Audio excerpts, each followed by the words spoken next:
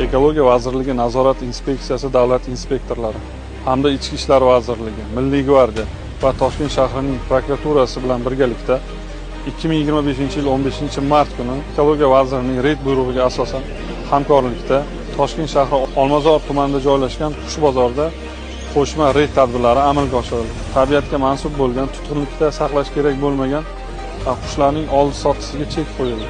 Ma'lum bir fuqarolar tomonidan sotilishi mumkin bo'lmagan, tabiiy sharoitda, tabiatda yashash kerak bo'lgan qushlarning sotilayotganligi holati aniqlandi hamda Qizil kitobga mansub toshbaqalarning sotilayotganligi ma'lum bo'ldi.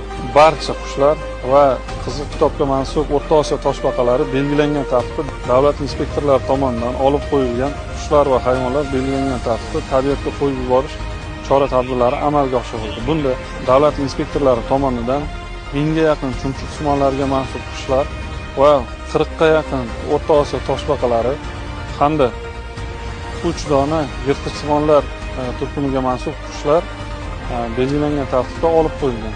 Bizdan keyingi avlodda ham bu qushlarni ko'rish uchun biz bu qushlarni tabiatga qaytarishimiz kerak. Inson qo'lida nobud bo'lishini oldini olishimiz kerak qo'limizdan kelgancha. Bugun ham mana bozor hududiga tushganimda juda ham ko'p qushlarni tabiatga qaytarish uchun insonlarning qo'lidan ajratib olishgan ekan. Ularning ichida uch qushlarni sinfiga mansub qo'limizdagi qushlar ham bor ekan. Shu sababdan bularni to'yintirib keyin tabiatga qaytaramiz.